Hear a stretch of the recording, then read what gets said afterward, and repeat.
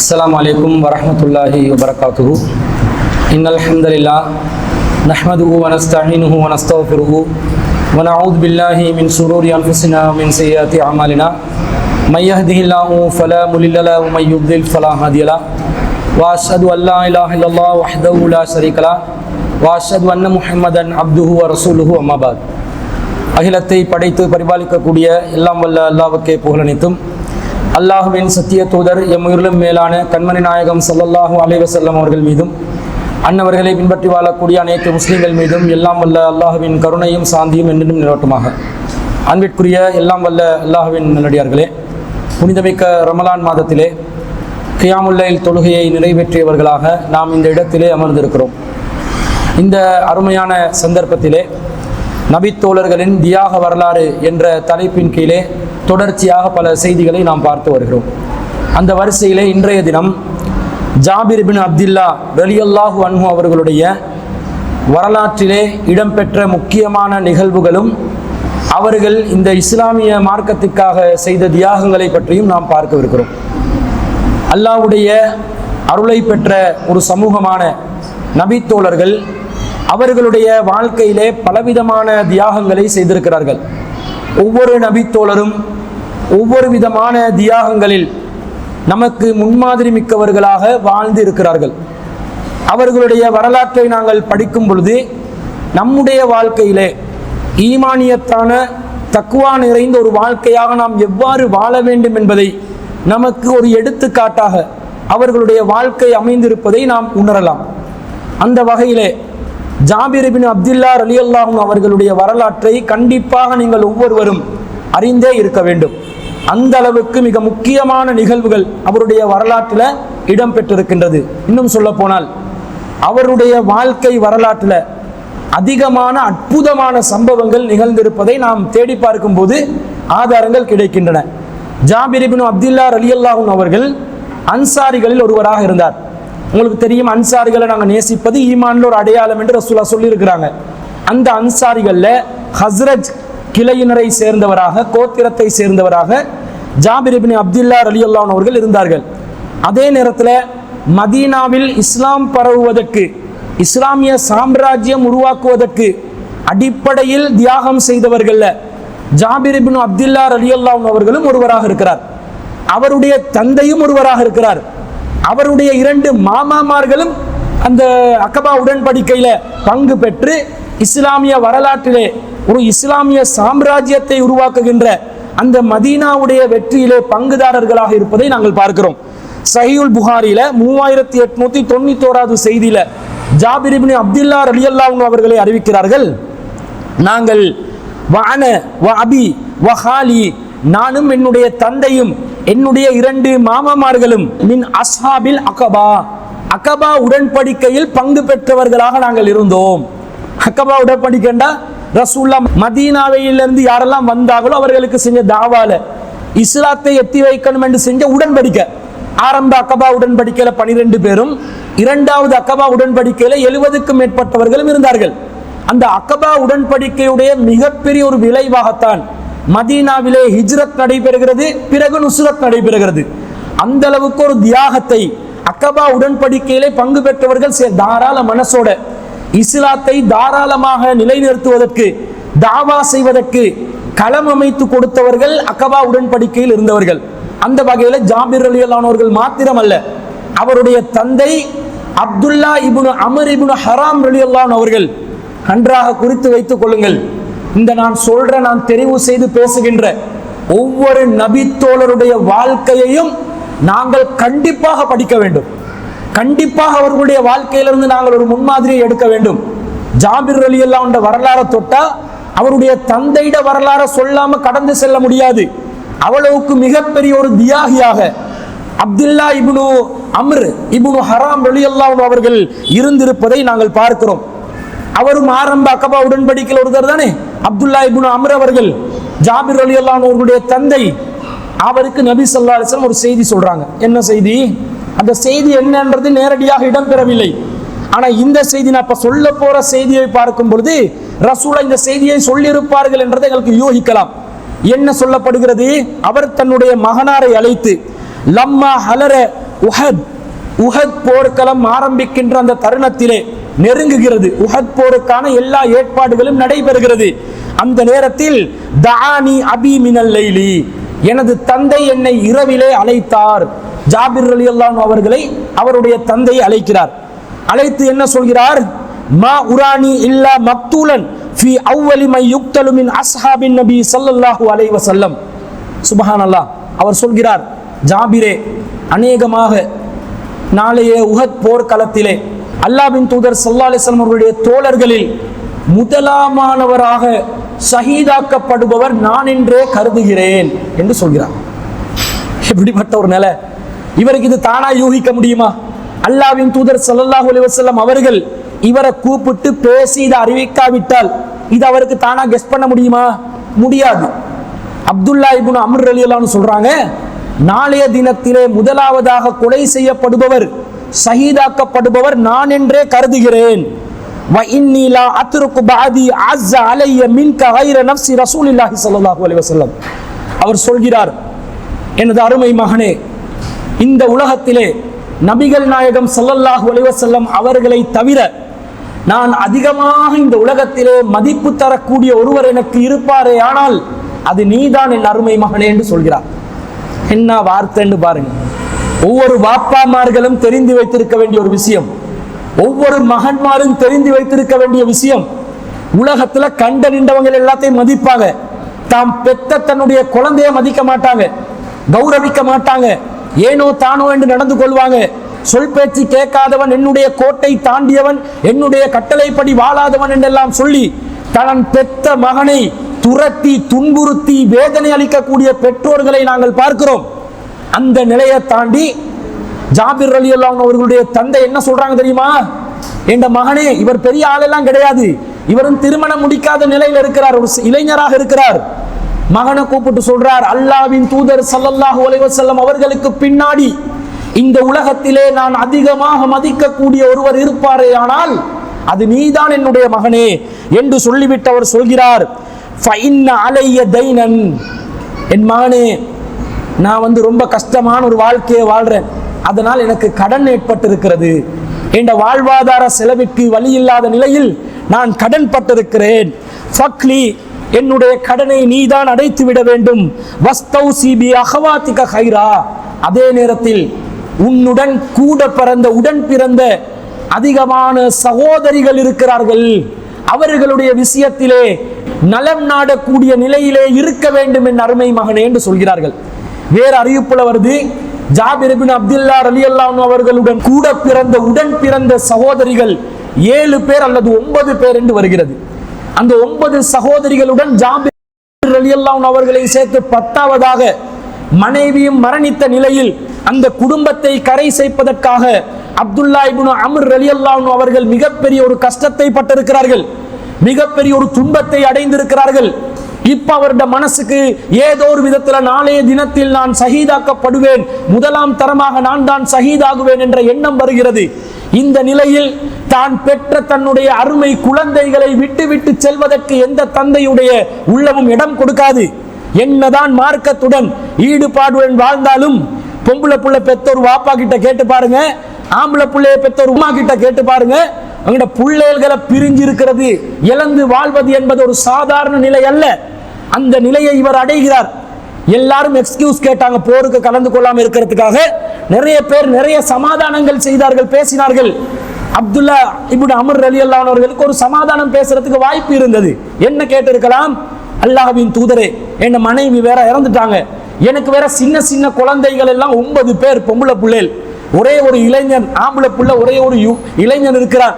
இந்த 10 பேருடன் நான் அவங்களை விட்டுட்டு நீங்க வேற என்னமோ சொல்லிட்டீங்க, நானும் ஷஹீதாக்க போற மாதிரி நிலைமை, இந்த 10 பேரை நான் அந்தரத்துல விட்டு விட்டு வரலாமா? எனக்கு சிரமம் தானே, இந்த முறை மட்டும் எனக்கு எக்ஸ்கியூஸ தந்துடுங்க விதிவிலக்கு கேட்டிருக்கலாமா? இல்லையா? கேட்டிருக்கலாம். தன்னுடைய மகன்மார்களை நினைத்து மகள்மார்களை நினைத்து விதிவிலக்கு கேட்டிருக்கலாம். அப்படி அந்த கவலை இல்லாம ஒரு கல்லெஞ்சுக்காரராக அவர் இருக்கல. கல்லெஞ்சுக்காரராக இருந்தார், இதை கூப்பிட்டு மகனுக்கு சொல்லியும் இருக்க மாட்டார். இதை சொல்ல வேண்டிய அவசியம் இருக்குதா? என்னது பார்த்துக்கோ, அல்லா பார்த்துக்கொள்வான், என்னோட குடும்பத்தை அல்லா பார்த்துக்கொள்வான் அல்லாட பாதையில போற மாதிரி அவரும் அல்லாட உண்மையான அல்லாவின் பாதை இது. அந்த நேரம் நெருக்கடியான நிலை, உஹது போர்க்களத்தில் இருந்தவர்கள் சொற்பமானவர்களே. அந்த சொற்பமானவர்கள் அல்லாஹ்வுடைய மார்க்கத்தை நிலைநிறுத்துவதற்காக தியாகம் செய்வதற்கு தயாராக இருந்த நிலையில் தன்னுடைய குடும்பத்தை அடகு வைத்து, தன்னுடைய குடும்பத்தை எந்த நிலைக்கு அவர்கள் சென்றாலும் பரவாயில்லை, நான் உயிர் தியாகம் செய்வதற்கு தயார் என்ற ஒரு மனோநிலையில் சென்றாரே அந்த உத்தம தோழர் அப்துல்லா இப்னு அமர் அவர்கள். எவ்வளவு பெரிய ஒரு முன்மாதிரி நமக்கு. குடும்பத்தை பார்க்கிறேன், உழைக்கணும், குடும்பத்துக்காக பாடுபடணும் என்று அல்லாஹ்வுடைய பாதையை நோக்கி மக்களை அழைத்தால் எல்லாரும் வெறுண்டோடுகிறார்கள். பொருளாதாரத்தை சம்பாதிக்கணும், என் குடும்பத்தை பார்க்கணும், என் சந்ததிகளுக்கு நான் ஏதாவது வழி பண்ணணும் என்று சொல்லி அல்லாஹ்வுடைய மார்க்கத்துக்காக தியாகம் செய்வதை துச்சமாக மதிக்கக்கூடிய இஸ்லாமிய சமூகத்திற்கு அப்துல்லா இப்னு அமர் ரலியல்லாஹு அன்ஹு அவர்களுடைய வாழ்க்கையிலே எவ்வளவு பெரிய ஒரு படிப்பினை இருக்கிறது. அவர் சொல்றார், கடன் வேற இருக்கிறது வாப்பா, நான் கடன் வேற பட்டுட்டேன், என்ன குடும்பத்தை பராமரிக்க முடியல, மௌத்து வந்தால் ஷஹீதுடைய எல்லா பாவமும் மன்னிக்கப்படும், கடனை தவிர. ஒரு ஷஹீதுடைய அனைத்து பாவங்களும் மன்னிக்கப்படும், கடனை தவிர இருக்குது. அவர் அதை யோசிக்கிறார். போர்க்களத்தில் நான் ஷஹீதானால் ஷஹீதுடைய அந்தஸ்தை நான் அடைந்தவராக சொர்க்கத்துக்கு செல்லலாம், ஆனால் சுவனத்துக்கு செல்வதற்கு என்னுடைய வாழ்க்கையில ஏற்பட்டிருக்கக்கூடிய கடன் தொல்லை தடையாக இருந்துவிடக் கூடாது என்று நினைத்து தன்னுடைய அருமை மகனாரிடம் நீதான் அடைக்கணும்பா என்றாரு. அடைக்கிறதுக்கு பெரிய சொத்து செல்வமா இருக்குது, வாப்பவே கடன்பட்ட நிலையில இருந்தா மகன்மார்கள் என்ன செய்வாங்க, ஒன்றும் பண்றதுக்கு வழி இல்லைன்னு ஜாபிர் இப்னு அப்துல்லா ரலியல்லாஹு அன்ஹு அவர்கள் கைவிட்டார்களா? கைவிடல. சரி வாப்பா, நான் பார்த்துக்கொள்றேன், நான் உங்களுடைய கடன் விஷயத்துல நான் ஏதாவது ஒரு வழி பண்றேன் என்று சொல்லி அதை முழுமையாக அவர் பொறுப்பேற்றுக் கொள்கிறார். காலை பொழுது அடைகிறது. உஹது போர்க்களத்திலே குறிப்பிட்டதை போன்று அப்துல்லா இப்னு அமர் இப்னு ஹராம் ரலியல்லாஹு அன்ஹு அவர்கள் ஷஹீதாக்கப்படுகிறார்கள். முடிஞ்சு. இப்ப ஜாபிர் ரலியல்லாஹு அன்ஹு என்ன பண்ணனா, நான் என்ன பண்ணேன், 9 பொம்பளை பிள்ளைகளோட என்ன வாழ்க்கையை நான் எப்படி கொண்டு போவேன், கடன் தொல்லை வேற இருக்குது. இந்த நிலையில எங்கட வாப்பா எங்களை வச்சுட்டு போனா என்ன சொல்லுவோம், நமக்கு ஒரு அப்பன் இருந்தானே, அந்த அப்பன் அவனுடைய கடன், அவன் ஜாலியா சுத்துறதுக்காக பட்ட கடன் எல்லாம் எங்கட தலையில அடிச்சுட்டு போனானே என்று பேசக்கூடிய நாவுகள் சிந்திக்க கடமைப்பட்டிருக்கிறீர்கள். அப்படி யோசிக்க வேணாம். என்னென்றால் எங்களை பெற்றவங்க தானே, என்னென்றால் எங்களை வளர்த்தவங்க தானே, என்னென்றால் எங்களுக்கு உணவளித்தவர்கள் தானே, எங்களை பராமரித்தவர்கள் தானே, எங்களை அரவணைத்தவர்கள் தானே, அவர்களுக்காக வேண்டி நாங்கள் கஷ்டப்படக்கூடாதா, நாங்கள் வேர்வை சிந்தக்கூடாதா, ரத்தம் கூட சிந்துவதற்கு நாங்கள் முன்வரக்கூடாதா? முன்வர வேண்டும். அந்த படிப்பினையை ஜாபிர் ரலியல்லாஹு அன்ஹு அவர்கள் இந்த வரலாற்றின் மூலமாக நமக்கு தருகிறார்கள். சஹீஹுல் புகாரியிலே 1351வது செய்தியாக இந்த செய்தி பதிவாகி இருக்கிறது. அந்த செய்தியிலே வருகிறது, ரசூல் ஸல்லல்லாஹு அலைஹி வஸல்லம் உஹது போர்க்களத்தில் ஷஹீதானவர்களை இரண்டு நபர்களாக கபறுகளில் அடக்கம் செய்கிறார்கள்.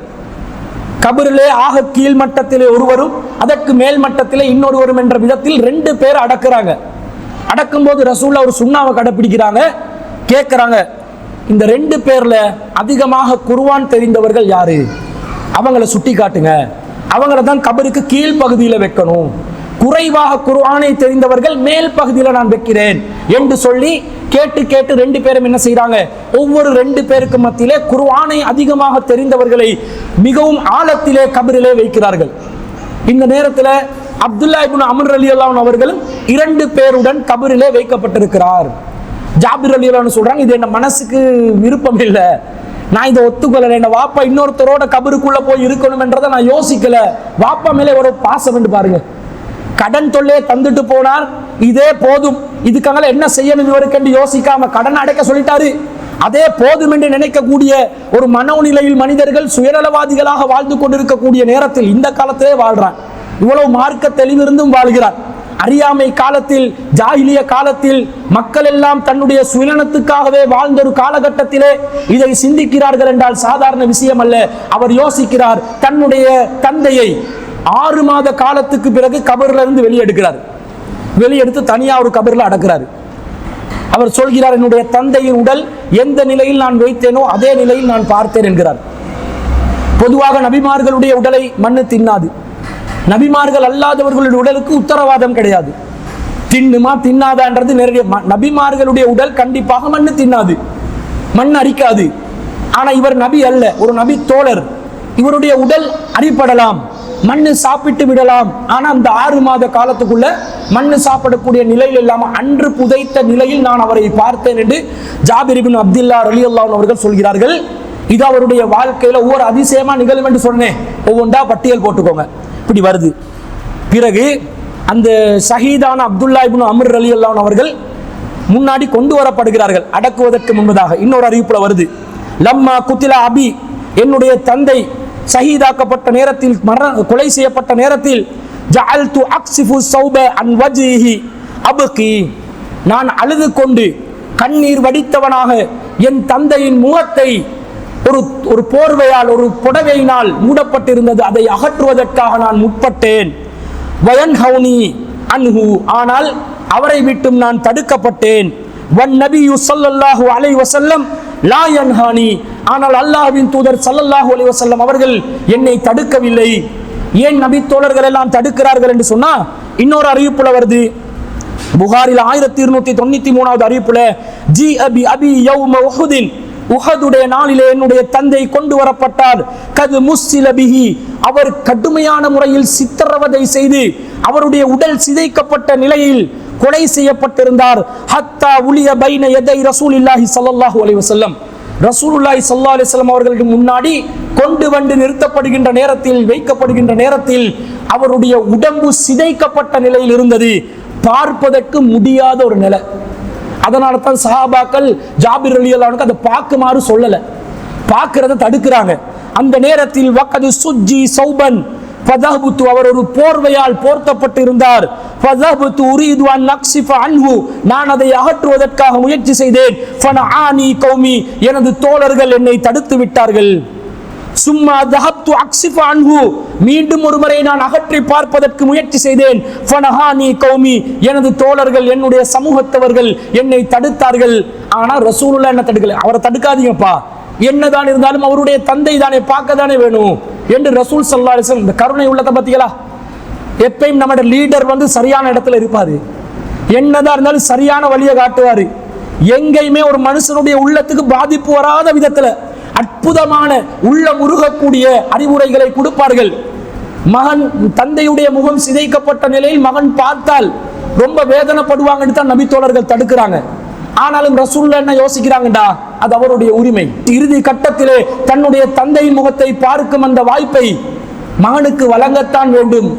அப்துல்லா ரலியல்லாஹு அன்ஹு அவர்களுடைய முகம் சிதைக்கப்பட்டிருந்ததை பார்த்து சில நபி தோழர்கள் அறிவிக்கிறார்கள், அடையாளமே தெரியாத அளவுக்கு இருந்தார்கள். எவ்வளவு பெரிய ஒரு தியாகியா இருந்திருப்பார். உஹது போர்க்களத்தில் பல நபி தோழர்கள் பின்வாங்கி ஓடுகின்ற நேரத்தில் எல்லாம் ஒரு சில விரல் விட்டு எண்ணக்கூடிய நபி தோழர்கள் களத்திலே முன்னேறி எதிரிகளை தாக்கினார்கள், எதிரிகளை வீழ்த்தினார்கள், எதிரிகளை புறமுதுகு காட்டி ஓடச் செய்தார்கள். அந்த பட்டியலில் இடம்பெற்ற ஒருவர் தான் அப்துல்லா இப்னு அம்ர் ரலியல்லாஹு அன்ஹு அவர்கள். பிறகு அழுகுற சத்தம் கேட்குது வெளியில இருந்து. அழுவார்கள் தானே, என்னதான் இருந்தாலும் அழுகிற சத்தம் கேட்கும் தானே, குடும்பத்தார்கள் அழுகிறார்கள். அப்ப நபி ஸல்லல்லாஹு அலைஹி வஸல்லம் கேட்கிறாங்க, யார் அழுகிறாங்க, யார் என்று கேட்கும்போது, ஃபஜஅலத் அம்மதி ஃபாத்திமத்து தப்கி, என்னுடைய மாமி ஃபாத்திமா அவர்கள் இதற்காக வேண்டி அழுது கொண்டிருந்தார்கள். அழுகிற சத்தம் கேட்டோன்னே யார் என்று கேட்டோன்னே ஃபாத்திமா என்று ஜாபிர் ரலியல்லாஹு அன்ஹு, அதாவது அப்துல்லா இப்னு அம்ர் ரலியல்லாஹு அன்ஹு ஒரு சகோதரி அழுது கொண்டிருக்கிறாங்க. ரசூலுல்லாஹ் என்ன சொன்னாங்க தெரியுமா? தபுக்கீன அவுலா தபுக்கீன, நீங்க அழுங்க, அழாம இருங்க, எனக்கு அது மேட்டர் இல்லை. மாசாலத்தில் மலாயிகத்து துலில்லுஹு பி அஜ்னஹதிஹா அத்தா ரஃபஅதுமுஹு, வானவர்கள் இருக்கிறார்களே, அவர்கள் நீங்கள் ஜனாசாவை உயர்த்துகின்ற வரைக்கும் அப்துல்லா இப்னு அம்ர் ரலியல்லாஹு அன்ஹு அவர்களுக்கு நிழலளித்துக் கொண்டிருக்கிறார்கள். சுப்ஹானல்லாஹ். என்ன நினைக்கிறீங்க, என்ன பாக்கியம் என்று நினைக்கிறீங்க? அவருடைய ஜனாசாவை தோள்களை சுமக்கும் வரைக்கும் நீங்க அழுங்க, அழாம இருங்க. மலக்குமார்கள் அவர்களுடைய ரெக்கைகளால் அப்துல்லா இப்னு அம்ர் ரலியல்லாஹு அன்ஹு தஆலா அவர்களுக்காக நிழலளித்துக் கொண்டிருக்கிறார்கள் என்று நபி ஸல்லல்லாஹு அலைஹி வஸல்லம் அவர்கள் சொல்கிறார்கள். இதான் பாக்கியம், இதான் சுபசோபனம், இதான் நற்செய்தி. அந்த பாக்கியம் அவருக்கு கிடைக்கிறது. அதே போன்று இன்னொரு செய்தியில வருகிறது, நபி ஸல்லல்லாஹு அலைஹி வஸல்லம் சொல்றாங்க, இதே கருத்தை சொல்றாங்க, ஜாலத்தில் மலாயிகத்து துலில்லுஹு பி அஜ்னஹதிஹா அத்தா ருஃபிஅ, நீங்கள் உயர்த்தும் வரைக்கும் வானவர்கள் அவருக்கு நிழலளித்துக் கொண்டு இருப்பார்கள். சில சந்தர்ப்பத்தில் சில நபி தோழர்களுக்கு வானவர்கள் ஜனாசாவை குளிப்பாட்டுறாங்க. சில நபி தோழர்களுக்கு வானவர்கள் ஜனாசாக்கு நிழல் கொடுக்குறாங்க. இதெல்லாம் சாதாரணமா ஒரு மனுஷனுக்கு அடைய முடியுமான பாக்கியங்களா? சிந்திச்சு பாருங்க. வாழ்க்கை எப்படி தியாகத்தோடு இருந்திருக்கும்? அந்த தியாகமும் எவ்வளவு அல்லாஹ்க்காக வேண்டியான தியாகமா, இஹ்லாஸா இருந்திருக்கும்? கொஞ்சம் யோசிச்சு பாருங்க. இந்த ஒரு இஹ்லாஸுக்குரியவர்களாக இந்த குடும்பம் இருந்திருக்கிறாங்க. தந்தை மாத்திரமல்ல, மகனுடைய நிலையை பாருங்கள். இப்ப இவர் மௌத்தா போனாரு. மௌத்தா போனா 9 பொம்பளை பிள்ளைகளோட ஜாபிர் ரலியல்லாஹு தனியா இருக்கிறாங்க. வாழ்க்கையை கொண்டு போகணுமே, கடன் வேற இருக்குது வாப்பாட. இந்த வாழ்க்கையை கொண்டு போகணுமே, இதுக்கு என்ன பண்ணலாம் என்று ஜாபிர் இப்னு அப்துல்லா ரலியல்லாஹு அவர்கள் யோசித்துக் கொண்டிருக்கிற நேரத்தில் கானபில் மதீனத்தி யஹூதியுன் வகான யுஸ்லிஃபுனி ஃபீ தம்ரி இலல் ஜிதாத். மதீனாவில் ஒரு யூதர் இருந்தார். அவர் எனக்கு சில 30 வசகுகளுக்காக வேண்டி எனக்கு பேரித்தம் பழங்களை கடனாக தந்திருந்தார். அதை திரும்ப கேட்கிறார். எனக்கு கொடுக்கறதுக்கு வசதி இல்லை, எனக்கு கஷ்டம். அவரும் வேற கடன் படுறாரு. என்ற 9 பொம்பளை பிள்ளைகளோட ஒரு வாழ்க்கையை நடத்தணுமே, சொத்து பத்தி எதுவுமே இல்லையே, பெரிய அளவுல தொழில் எதுவுமே இல்லையே, இளைஞரா வேற இருக்கிறாரே, சின்ன ஆளும் சின்னது, திருமணமும் முடிச்சில்ல. அப்ப அவர் வேற கடன் படுறாரு, நானும் கடன் படுறேன். ஒரு யூதன் இருக்கிறான், அவன்கிட்ட கடன் பட்டா 1 வருஷ காலம் அவகாசம் கேட்டு தான் கடனை கேட்டிருந்தேன். ஆனால் எனக்கு அதை திருப்பி கொடுப்பதற்கு முடியவில்லை. ஒரு வருட காலம் கடந்து விட்டது, கடன் அடைக்க முடியாத நிலைக்கு நான் தள்ளப்பட்டு விட்டேன் என்ற நிலை வந்தவுடன் நபி ஸல்லல்லாஹு அலைஹி வஸல்லம் அவர்கள் இவர் போயிட்டு அந்த யூதர் கிட்ட அவகாசம் கேட்கிறாரு. ஃபஜஅல்து அஸ்தன்லிருஹு இலா காபிலின் ஃபயபா. கொஞ்ச நாள் எனக்கு அவகாசம் தாங்கலன்னு யூதன் கிட்ட கேட்டேன். அவன் எனக்கு அவகாசம் அளிப்பதற்கு மறுத்து விட்டான். பிறகு ஃபஉஹ்பிர பிதாலிக நபி ஸல்லல்லாஹு அலைஹி வஸல்லம், இதை நபி ஸல்லல்லாஹு அலைஹி வஸல்லம் அவர்களுக்கு நான் எத்தி வைத்தேன். அந்த நேரத்தில் திரும்ப எங்கட தலைவர் வந்து நிற்பார் பாருங்க. எங்கட ஆன்மீகத்தின் உச்சம், எங்கட வழிகாட்டி, எங்கட மாபெரும் தலைவர், மாமனிதர் அன்னலம் பெருமானார் ஸல்லல்லாஹு அலைஹி வஸல்லம் அவர்கள் எந்த இடத்துல வரணுமோ, எந்த இடத்துல களம் காணணுமோ, எந்த இடத்துல தலையிடணுமோ அந்த இடத்துல சரியா வந்து நிற்பார். ரசூலுல்லாஹ் சஹாபாக்களுக்கு சொல்றாங்க, ஃபகால லி அஸ்ஹாபிஹி, தனது தோழர்களுக்கு கூறுகிறார், உம்சு, எல்லாரும் எழும்புங்கப்பா, எழும்பி போவோம், நடப்போம். நஸ்தன்லிர் லி ஜாபிரின் மினல் யஹூதியின், ஜாபிருக்காக வேண்டி அந்த யஹூதியிடம் நாங்கள் போய் கடனுக்கான கால அவகாசம் தரும்படி கால அவகாசம் கேட்போம். இப்படி ஒரு தலைவர் இருப்பாரா? குடிமகனுடைய கடனுக்காக வேண்டி ஜனாதிபதி வந்து பரிந்து பேசுவாரா? ஜனாதிபதி கால அவகாசம் கேட்பாரா? இந்த மாதிரி ஒரு மாமனிதரை எந்த உலக வரலாற்றிலேயாவது நீங்க பார்க்க முடியுமா? அந்த மாமனிதர் ஏன் ஜாபிருக்காக களமிறங்குறார் தெரியுமா? ஜாபிர் அப்படிப்பட்ட ஒரு தியாகி, ஜாபிருடைய வாப்பா அப்படிப்பட்ட ஒரு தியாகி. இந்த தியாகிகளுக்காக களமிறங்காமல், தலையிடாமல் இந்த உலகத்திலே யாருக்காக ஒரு தலைவர் பரிந்து பேசுவது? அதனால் வருகிறார்கள். ஆனா யூதண்ட புத்தி அப்படியே தான் இருக்குது. அன்றும் இன்றும் என்றும் ஒரே குட்டல உருண மட்டைகள் தான், ஒரே மாதிரி யோசிக்கிறாங்க. என்ன சொல்றாங்க? ஃபஜாஊனி ஃபீ நஹ்லி, ரசூல் ஸல்லல்லாஹு அலைஹி வஸல்லம் யூதன் கிட்ட போயிட்டு கேட்கறாங்க, ஃபஜாஊனி ஃபீ நஹ்லி, என்னுடைய தோட்டத்துக்கிட்ட ரசூல் ஸல்லல்லாஹு அலைஹி வஸல்லம் வந்தாங்க. ஃபஜஅல நபியு ஸல்லல்லாஹு அலைஹி வஸல்லம் யுகல்லிமுல் யஹூதிய, ஃபஜஅல நபியு ஸல்லல்லாஹு அலைஹி வஸல்லம் யுகல்லிமுல் யஹூதிய, யூதனிடம் அடிக்கடி ரசூல் ஸல்லல்லாஹு அலைஹி வஸல்லம் அவர்கள் இது சம்பந்தமாக பேச்சுவார்த்தை நடத்தி கொண்டே இருந்தார்கள். ஒரு தடவை 2 தடவை அல்ல, பேச்சுவார்த்தை நடத்தி கொண்டே இருக்கிறாங்க. ஆனா ஃபயகூலு அபுல் காசிம் லா உன்லிருஹு, லா உன்லிருஹு, அபுல் காசிமே, முஹம்மதே, நான் அவருக்கு அவகாசம் வழங்க மாட்டேன் என்று யூதன் மறுத்து விட்டான். அப்ப நபி ஸல்லல்லாஹு அலைஹி வஸல்லம் ஒரு வேலை பண்றாங்க. அப்படியா, அப்படி வர்றீங்களோ, நீங்க அவகாசம் தர மாட்டீங்களோ, அதுக்காக கடா புடாண்டு சண்டைக்கு போக இயலாது. கடன் கொடுத்தவனுக்கு உரிமை இருக்குது, அதை மதிக்கணுமா இல்லையா? மதிக்கணும். இதை வேற மாதிரி டீல் பண்ணணும். ரசூலுல்லாஹ் ஆன்மீக ரீதியாக இதை அணுகுறாங்க. 2வது அற்புதம் நிகழப் போகிறது. என்ன நடக்குது? ஃபலம்மா ரஅன் நபியு ஸல்லல்லாஹு அலைஹி வஸல்லம், இந்த காட்சியை பார்த்த பிறகு ரசூல் ஸல்லல்லாஹு அலைஹி வஸல்லம் அவர்கள் காம ஃபதாஃப ஃபின் நஹ்லி, ரசூலுல்லாஹ் எழும்பி என்னுடைய தோட்டத்துக்குள்ளேயே வந்தார்கள். சும்ம ஜாஅ ஃபகல்லமஹு ஃபஅபா, அவன் மீண்டும் மீண்டும் மறுத்து கொண்டே இருந்தான். பிறகு நபி ஸல்லல்லாஹு அலைஹி வஸல்லம் சொல்கிறார்கள், ஓண்ட தோட்டத்தில் இருக்கிற கொஞ்சம் பேரிச்சம் பழங்களை கொண்டு வா பாப்போம் என்றாங்க. அவர் கொண்டு வந்து கொடுக்கிறார். திண்டு பார்த்தா அந்த பேரிச்சம் மரங்கள் மிகவும் ஒரு வளர்ச்சி அடைந்த நிலையிலோ அல்லது அறுவடை தரக்கூடிய நிலையிலோ இல்லாத ஒரு செம்மஞ்சள் நிறத்தில் ஒரு பாதி அளவு பழுத்த தரம் குறைவான ஒரு நிலையில் இருக்கக்கூடிய பேரிச்சம்பழங்களாக நபி ஸல்லல்லாஹு அலைஹி வஸல்லம் அவங்க பார்க்குறாங்க. அதான் விஷயமோ, அறுவடை சக்சஸ் இல்லை, இவருடைய விவசாயம் சக்சஸ் இல்லை, பிஸ்னஸ் தலை தூக்கலை, அதனால தான் இந்த மாதிரி ஒரு தலை குனிய வேண்டிய நிலை. நபி ஸல்லல்லாஹு அலைஹி வஸல்லம் சொல்றாங்க, கால யா ஜாபிர் ஐன அரீசுக்க, யா ஜாபிர், ஜாபிரே நீங்க படுக்கிற இடம் எங்க இந்த தோட்டத்துக்குள்ள, அதை எனக்கு காட்டுங்கன்றாங்க. அப்ப அவர் காட்டுறாரு, இதுதான் நான் படுக்கிற இடம். ரசூலா சொல்றாங்க, உஃப்ருசுலி ஃபீஹி, அதுல எனக்கு படுக்கிறதுக்கு தேவையான விரிப்பெல்லாம் விரிக்கப்படுகிறது. ஃபஃபரஸ்துஹு, நான் தேவையான படுக்கைகளுக்கான விரிப்புகளை விரித்து கொடுத்தேன். ஃபதஹல ஃபரகத சும்மஸ்தைகல, ரசூலா சினோர் ஒரு குட்டி அலர்ட் போடுறாங்க அந்த இடத்துல, தோட்டத்துல தூங்கி சும்மஸ்தைகல, பிறகு எழும்பி நிக்கிறாங்க, முழிச்சு கொள்றாங்க. ஃபஜிஅதுஹு பிகப்லத்தின் உக்ரா ஃபஅகல மின்ஹா, இன்னும் கொஞ்சம் பேரிச்சம்பழம் எடுத்து வந்து ரசூலா கொடுத்தேன், ரசூலா அதையும் சாப்பிட்டார்கள். அப்ப இது அல்லாஹ்வின் தூதர் ஸல்லல்லாஹு அலைஹி வஸல்லம் வஹி மூலமா ஏதோ ஒரு விஷயம் நடக்குது, அது என்னென்று அறிவிக்கப்படலை. தோட்டத்துக்கு போறாங்க, ஒரு பிடி பேரிச்சம்பழம் சாப்பிடுறாங்க, அது சக்சஸ் இல்லை, திரும்ப தூங்குறாங்க, இன்னொரு பிடி கொண்டு வர சொல்லி அதையும் எடுத்து சாப்பிட்டு பார்க்குறாங்க. பிறகு நபி ஸல்லல்லாஹு அலைஹி வஸல்லம் அவர்கள் சும்ம காம ஃபகல்லமல் யஹூதிய, மீண்டும் யூதன் கிட்ட போயிட்டு கடனுக்கு அவகாசம் கொடுங்கப்பா, என்ற பேரிச்சம்பழத்துல மட்டகரமான நிலைமை விளங்குது தானே, இது தரமான பேரிச்சம்பழம் இல்லை, இது வேலை பிசினஸுக்கு ஆகாது, இதுக்கு விலையும் கிடைக்காது. திரும்ப போயிட்டு பேசுறாங்க, கொஞ்சம் அவகாசம் கொடுங்களே.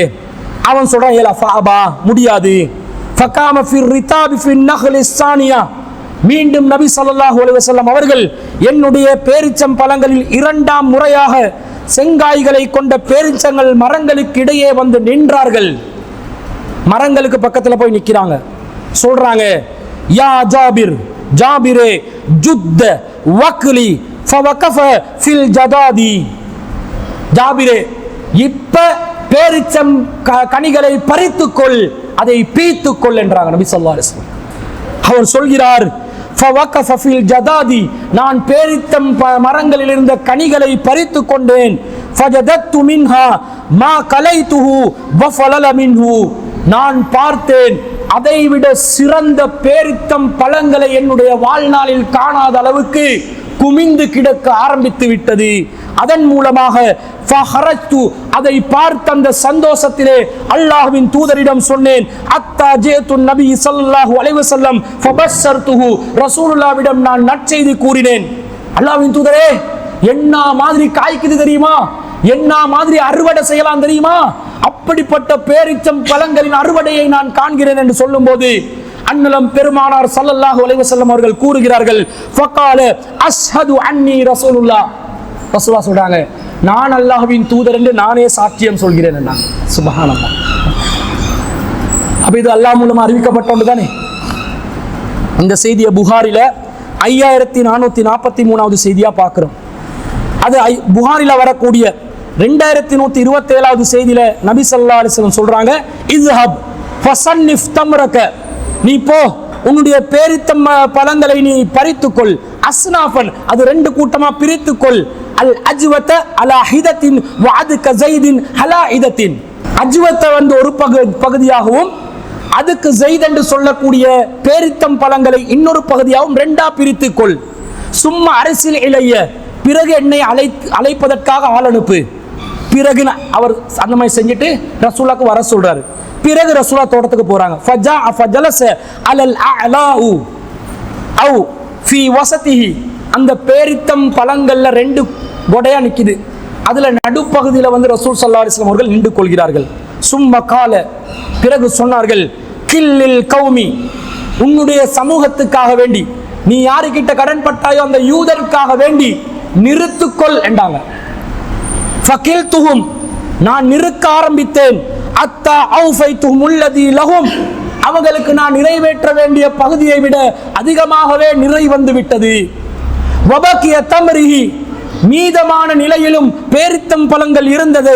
கஅன்னஹும் லம் யன்குஸ் மின் உஸையுன், அந்த கொடையிலிருந்து நான் பார்க்கும் பொழுது, குவளையிலிருந்து, அந்த குமியலிலிருந்து நான் பார்க்கும் பொழுது, எடுத்து கொடுத்த பிறகும் கடனை அடைத்த பிறகும் பேரித்தம் பழங்கள் கொஞ்சமும் குறையாத நிலையில் நான் பார்த்தேன். இதுதான் அல்லாஹ்வுடைய பரக்கத். அன்பிற்குரியவர்களே, இறையச்சத்தோட வாழணும், தக்வாவோட வாழணும், ஹலால் ஹராம பேணணும். சோதிக்கப்படுவோம், ஆனால் அல்லாஹ் கைவிட மாட்டான். நல்லவர்கள் சோதிக்கப்படுவார்கள், இறைவன் கைவிட மாட்டான். இன்னைக்கு நாளைக்கு என்ன அவசரப்படக்கூடாது. தர வேண்டிய இடத்துல, அது வர வேண்டிய நேரத்துல தானா வந்து அழகா வந்து சேர்ந்துடும். தவக்கலை விட்டுறாதீங்க, எந்த நேரத்திலையும் தவக்குலை விட்டுறாதீங்க. அதோட உள்ளத்துல ஆழமாக பதிய வேண்டிய ஒரு இறை விசுவாசியுடைய ஒரு பண்பாக இருக்கிறது. தவக்கல் உள்ளத்துல ஆழமாக குடியிருக்க வேண்டும். கட்டுக்கட்டா பணத்துக்கு கணக்கு போடுறது அல்ல எங்களுடைய வாழ்க்கை. இறைவன் நமக்கு பரக்கத் என்ற மறைமுகமான ஒரு சுபீட்சத்தை தந்திருக்கிறான். அந்த சுபீட்சத்தை இறைவன் நமக்கு தர ஆரம்பித்து விட்டால் இந்த உலகத்தில் இருக்கக்கூடிய எந்த பணக்காரனாலும் அதை தடுக்க முடியாது. அதைத்தான் நாங்கள் ஒரு ஔராதிலே சொல்கிறோம், அல்லாஹும்ம லா மானிய லிமா அதைத வலா முஅதிய லிமா மனஅத. இறைவா, நீ தருவதை தடுப்பவனும் இல்லை, நீ தடுப்பவதை தருபவனும் இல்லை. அதான் அல்லாஹ்வுடைய விதி. அல்லாஹ் தர நினைச்சவனாவது தடுக்க முடியுமா? முடியாது. யூத என்ன பண்ணா, இந்த கடனை வச்சு முஸ்லிம்களை இழிவுபடுத்த பார்க்கிறான். இப்ப வட்டி பொருளாதாரத்தை வச்சு முஸ்லிம்களை இழிவுபடுத்துறான். இதுதான் அவனுடைய பாரம்பரிய தொழில். ஆனால் நபி ஸல்லல்லாஹு அலைஹி வஸல்லம் அவர்களுடைய பாசறையில் வளர்ந்த அன்பிற்குரிய தோழர்கள் இந்த அகீதாவிலே தெளிவாக இருந்தார்கள், தவக்கலிலே தெளிவாக இருந்தார்கள். வாப்பா கடனோட போயிட்டாரு, நான் வேற கடன் பண்றேன், நான் என்னத்தை தான் பண்ணுவேன் என்று தன்னுடைய சகோதரிகளை, சிறுமிகளை கைவிட்ட நிலையில் அவர் ஓடி செல்லவில்லை. உறுதியோடு பயணித்தார், தவக்கலுடன் பயணித்தார். பிரதிபலனை கண்கூடாக அவர் அனுபவித்துக் கொள்கிறார். இந்த செய்தியை நாங்கள் பார்க்கிறோம். நபி ஸல்லல்லாஹு அலைஹி வஸல்லம் எந்த அளவுக்கு ஜாபிர் ரலியல்லாஹு அன்ஹு அவர்கள் இந்த விஷயத்துல, அல்லாஹ்வுடைய மார்க்க விஷயத்துல இவ்வளவு கவனமாக இருந்தாரோ, அதே போல இந்த கடன் அடைக்கிற விஷயத்துல கவனமா இருந்த மாதிரி தன்னுடைய சகோதரிகளை பராமரிப்பதிலும் கவனமாக இருந்தார்கள். நபி ஸல்லல்லாஹு அலைஹி வஸல்லம் அவர்கள் ரசூல் ஒரு பயணத்துல ஜாபிர் ரலியல்லாஹு அன்ஹு அவர்களோட போறாங்க. அப்ப ஜாபிர் ரலியல்லாஹு அன்ஹு ஒட்டகம் வந்து கொஞ்சம் மந்தமான போக்குல நடக்குது. ரசூலுல்லாஹ்வுடைய ஒட்டகம் வேகமா வருது. ரசூலுல்லாஹ் ஜாபிர் ரலியல்லாஹு அன்ஹுடைய ஒட்டகத்தை கிராஸ் பண்ணி என்ன ஆச்சு விசாரிக்கிறாங்க. அந்த செய்தியை நான் சொல்றேன். அந்த நேரத்தில் ரசூலுல்லாஹ் கேட்குறாங்க, தஸவ்வஜ்த யா ஜாபிர், ஜாபிரை திருமணம் முடிச்சிட்டீங்களா அப்படின்னு கேட்குறாங்க. அப்போ அவர் சொல்றார், நஅம், ஆமாம் அல்லாஹ்வின் தூதரே, நான் திருமணம் முடிச்சிட்டேன். பிக்ரன் அவ் செய்யிபன், நீங்க ஒரு கன்னி கழிந்த பெண்ணை திருமணம் முடித்தீர்களா அல்லது கன்னி நிலையில் இருக்கக்கூடிய ஒரு பெண்ணை, கன்னி பெண்ணை திருமணம் முடித்தீர்களா என்று கேட்கிறாங்க. ஹல்லா ஜாரியத்தன் துலாஇபுஹா வ துலாஇபுக, ரசூலுல்லாஹ் சொல்றாங்க, நீங்க ஒரு கன்னி பெண்ணை திருமணம் முடித்திருந்தால் கொஞ்சம் அந்த பெண்ணோடு கொஞ்சி குழாவி கொண்டு வாழலாம் தானே, அவளும் உங்களை கொஞ்சுவாள், நீங்களும் அவளை கொஞ்சலாம் தானே என்றாங்க. அது வந்து ஒரு அந்த தப்பான இதாக நினைக்க கூடாது. கல்யாணம் முடிக்கிற வயசுல இருக்கிறவங்க கிட்ட இதை கேட்டு பாருங்க, நல்ல இன்ட்ரெஸ்டா கேட்பான். என்ன கல்யாணம் மட்டும் பேசுவோமா என்று கல்யாணம் முடிக்கிறதுக்கு இப்ப இன்றைக்கு முடிச்சு தந்தாலும் முடிப்பேன் என்று இருக்கிறவங்க கிட்ட கேட்டு பாருங்க, அவனுக்கு மனசுக்கு ஒரு சந்தோஷம். அப்படி தலை உச்சந்தலையில் அப்படி குளிர் காஞ்சு கொண்டு இருக்கும். அந்த அந்த வயசுக்கு அப்படிதான் இருக்கும். அது 1 வருஷம் 2 வருஷம் 3 வருஷம் அப்படி அப்படி போகும்போது அப்படி இறங்கிடும். கொஞ்சிறது குழாவுறது. இப்போ மனைவிக்கு வந்து வயசானோடனே அவக்கு வந்து ஊட்டு வேலை தலைவலி உண்டு. 2வது புருஷனும் தலைவலி. ஏன் இவன் இருக்க விட மாட்டான். டீயை ஊற்றி கொண்டு வா, சமைச்சு கொண்டு வா, அதை பண்ணு, இதை பண்ணு, அதை செய், இதை செய், தொல்லை ஃபேக்டரி இவன். அவளும் வந்து ஊத்துறது கேட்கறதெல்லாம் கிட்ட கொண்டாந்து கொடுத்து அப்படி கொடுக்கலாம் தான், அண்டர்ஸ்டாண்டிங் தானே. ஏன்னா அவரும் தொழில் பண்ணணும், அவருக்கு கொஞ்சம் ராகத்தா இருக்கணுமா இல்லையா, மனைவி கண் குளிர்ச்சியா இருக்கணும். அவர் எப்ப பார்த்தாலும் வீட்டை இருந்து கொண்டு சமைச்சு கொண்டு டீ போட்டு கொண்டு இருந்தா இவர் தொழிலுக்கு போனா மாறி நடந்துடும், எல்லாம் தலைக்கீழ் ஆகிடும். கடைசியில் அவ புருஷனாக இவர் பொண்டாட்டியாக வேண்டி வந்துடும். அவ குடும்பத்தையும் பார்த்து கொள்ளணும். அப்ப இந்த நிலையில எல்லாரும் ஒரு இளமையான நிலையில ஒரு கன்னி பெண்ணை திருமணம் முடிப்பது இஸ்லாம் வந்து வலியுறுத்துது. நீங்க விதவையத்தான் முடிக்கணும் என்றது இல்லை, கன்னி பெண்களை திருமணம் முடிக்கலாம். ஆனா விதவைகளுக்கு வாழ்க்கை கொடுக்கறது இஸ்லாத்துல உண்டு. ஆனா ஜாபிர் ரலியல்லாஹு அன்ஹு கான்செப்ட பாருங்க, ரசூல் இப்படி கேக்குறாங்க, அவ் துலாஹிகுஹா வ துலாஹிகுக, அல்லது மகிழ்ச்சியா இருக்கலாமே, அவள் உன்னை மகிழ்ச்சியாக்குவாள், நீ அவளை மகிழ்ச்சியாக்கலாம், ஒரு கன்னி பெண்ணை முடிச்சிருந்தா. ஆனா இந்த அன்பு தோழர் நபிகள் நாயகம் ஸல்லல்லாஹு அலைஹி வஸல்லம் அவர்கள் இப்படி கேட்கும் நேரத்தில் என்ன சொல்றாங்கன்னு பாருங்க. சுப்ஹானல்லாஹ், இப்படியெல்லாம் மனுஷர் இருப்பாங்களா? குல்து ஹலக அபி, அல்லாஹ்வின் தூதரே என்னுடைய தந்தையோ மரணித்து விட்டார். ஃபதரக சப்அ அவ் திஸ்அ பனாத்தின், அவர் வேற 7 பொம்பளை பிள்ளையில 9 பொம்பளை பிள்ளையில வேற விட்டுட்டு போயிட்டாரு. இந்த நிலையில ஃபகரிஹது அன் அஜீஹ உன்ன பிமிஸ்லிஹின்ன, அல்லாஹ்வின் தூதரே இந்த நிலையில ஏண்ட தங்கச்சிமார்கள் மாதிரியே ஒரு குமரு புள்ளைய நான் கொண்டு வந்து வைக்கிறதுக்கு நான் விரும்பவில்லை, நான் வெறுத்தேன். ஏன் தெரியுமா? ஃபதஸவ்வஜ்து இம்ராத்தன், நான் ஒரு கண்ணி கலிந்த பெண்ணையே திருமணம் முடிப்பதற்கு காரணம், ஒரு மனுஷிய திருமணம் முடிப்பதற்கு காரணம் என்னன்னு சொன்னா தக்கூமு அலைஹின்ன, அந்த பெண்மணி என்னுடைய சகோதரிகளை பராமரிக்கலாம் அல்லவா, என்னுடைய சிஸ்டர்ஸ், என்னுடைய உடன்பிறப்புகளை அந்த என்னுடைய மனைவி ஒரு தாயின் ஸ்தானத்தில் இருந்து அரவணைக்கலாம் அல்லவா, கடமைகளை நிறைவேற்றலாம் அல்லவா. இதற்காகத்தான் நான் ஒரு கண்ணி கலிந்த பெண்ணை தெரிவு செய்தேன் அல்லாஹ்வின் தூதரே என்று சொல்றாங்க. இந்த ஈமான் உலகம் இலக்கில பார்த்தீங்களா? திருமண வாழ்க்கையில கூட ஹலாலா திருமணம் முடிக்கலாம், ஒன்றுக்கு 4 வர காட்டும் நிபந்தனைகளோட அனுமதி உண்டு. ஆனா இந்த உலக வாழ்க்கை தான் நம்முடைய அடிப்படை இலக்கா? நம்முடைய இலக்கு எது? மறுமை, ஆகிரத்து. அந்த ஆகிரத்தை திருமணத்தின் ஊடாக சம்பாதித்துக் கொள்ள முடியுமா என்பதை தான் நபித்தோழர்கள் பார்த்தார்கள். அந்த மறுமையிலே வெற்றி அடைவதற்கான வழி இருக்குதா பார்க்கிறாங்க.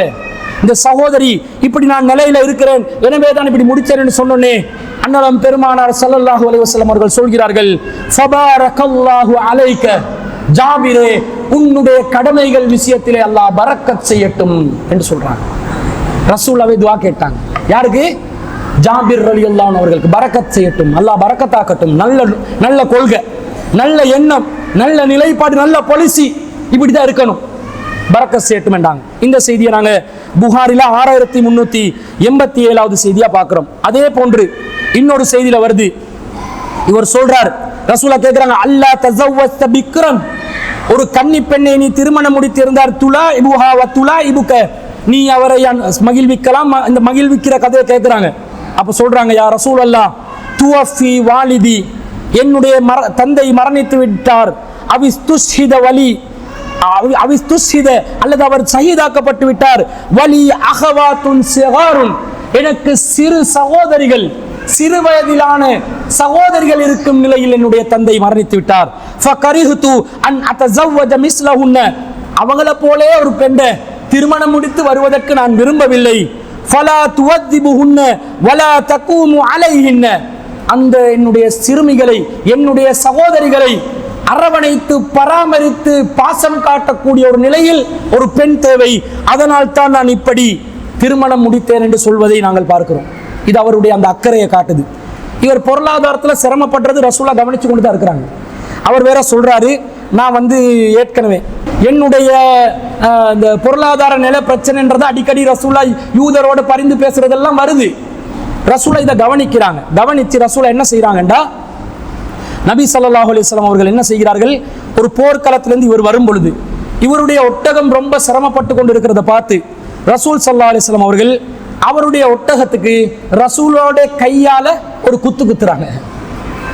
குத்தின உடனே அந்த மந்தமான போக்கில் நடைய கட்டின ஒட்டகம் வேகமா நடக்க ஆரம்பிக்குது. ரசூலா சொல்றாங்க, இந்த ஒட்டகத்தை எனக்கு நீங்க வித்து தருவீங்களா, எனக்கு நீங்க விலக்கி தருவீங்களான்னு கேட்கிறாங்க. அஃப தபீஊனிஹி, நீ அந்த ஒட்டகத்தை எனக்கு நீங்க விலக்கி தர முடியாதான்னு கேட்கிறாங்க. ஜாபிர் ரலியல்லாஹு சொல்றாங்க, ஃபஸ்தஹைது வலம் யகுல் லனா நாலிஹுன் கைருஹு, எனக்கு வெக்கமா வேற இருந்துச்சு, இந்த ஒட்டகத்தை தவிர நீர் இறைப்பதற்கு எங்களுக்கு வேற ஒட்டகம் வேற இல்ல, இதை ரசூலா விலக்கி வேற கேட்கிறாங்களே, வெக்கமா இருந்துச்சு. அல்லாஹ்வின் தூதர் இது மட்டும்தான் இருக்குதுன்னு இதே ஒரு அண்டர்டேக்கர் நிலையில தான் இருக்குது, ரெப்பேர்ல தான் இருக்குது, அண்டர் ரெப்பேர். இந்த நிலையில இதை எங்களுக்கு தண்ணீர் இறைப்பதற்கு இதுதான் இருக்குது, இதை விட்டா எனக்கு வழியில வெக்கமா வேற இருக்குது, என்ன பண்ண ரசூலா கேட்டாங்க. இவர் சொல்றாரு, நான் ஆமான் தருகிறேன். ஃபபிஅனிஹி ஃபபிஅதுஹு இய்யாஹு அலா அன்னலி ஃபகார லஹ்ரிஹி அத்தா அப்லுகல் மதீனா, நான் மதீனாவுக்கு வரும் வரைக்கும் எனக்கு சஃபாரி வேணும், ஒட்டகத்தை இப்ப தந்துட்டேன்டா எனக்கு மதீனாக்கு போறதுக்கு இயலாம போகும், அந்த நிபந்தனையின் அடிப்படையில் நான் விற்கிறேன் என்றாங்க. இதுல இருந்து ஒரு செய்தி வருது, வியாபாரம் நடத்தும் பொழுது நிபந்தனையின் அடிப்படையில் வியாபாரம் நடத்தலாம், கண்டிஷன் போடலாம். இந்த கண்டிஷன் போடுறாங்க, கண்டிஷன் போட்டு வித்து இருக்கிறாங்க, அதை விரும்பினாத்தானே அவர் எடுத்துக்கொள்ளணும். இதை நாங்க பார்க்கிறோம். அடுத்ததாக நபி ஸல்லல்லாஹு அலைஹி வஸல்லம் பிறகு மதீனாவை நோக்கி இவர் செல்வதற்காக அனுமதி கேட்கிறார். அவர் சொல்றாரு, அல்லாஹ்வின் தூதரே, யா ரசூலல்லாஹ், இன்னி அரூசுன், நான் புது மாப்பிள்ள, யுத்தத்துக்கு வேற வந்திருக்கிறேன், யுத்தம் வெற்றி அடைஞ்சிட்டோம், மதீனாவை நோக்கி போறோம். போறதா இருந்தா ஆளாளுக்கு இஷ்டத்துக்கு கிளம்ப முடியாது, ஜமாத்தாவே தான் வரணும். அமீருக்கு கட்டுப்பட்ட நிலையில எல்லாரும் ஒண்டாத்தான் பயணத்தை கொண்டு வரணும். ஒரு பயணம் போறதா இருந்தா ஒரு அமீரை நியமிச்சு போவாங்க, ரசூல் ஸல்லல்லாஹு அலைஹி வஸல்லம் அப்படித்தான் நியமிப்பாங்க. ரிட்டர்ன் வரும்போது எனக்கு அங்க ஒரு வேலைக்குது இங்க ஒரு வேலைக்குதுன்னு ஆளுக்கு மாற இயலாது.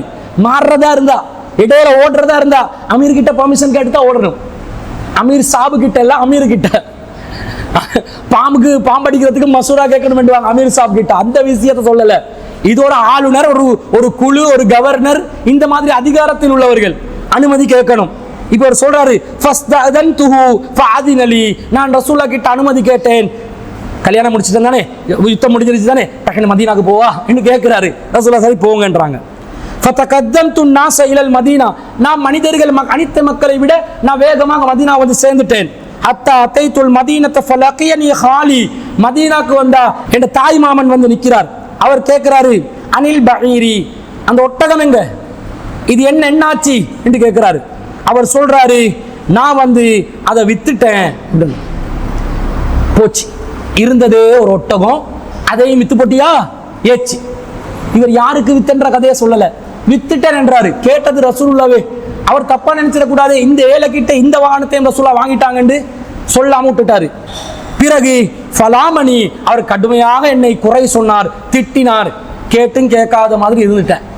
பிறகு அவர் அந்த ரசூல் ஸல்லல்லாஹு அலைஹி வஸல்லத்தோட அந்த பயண சம்பவத்தை சொல்லி மதீனாக்கு ரசூலா வந்து சேர்றாங்க. தலைவரை பாருங்க, நம்மளோட தலைவர்மார்கள் இருப்பாங்க, ஒன்றை சொல்லுவான், எப்ப சூட்டுக்கு சொல்லுவான், சூடு பிடிக்கும் போது அப்படி செய்வோம் இப்படி செய்வோம், எல்லோரும் சேர்ந்து உம்ரா செல்வோம் என்றுவான்.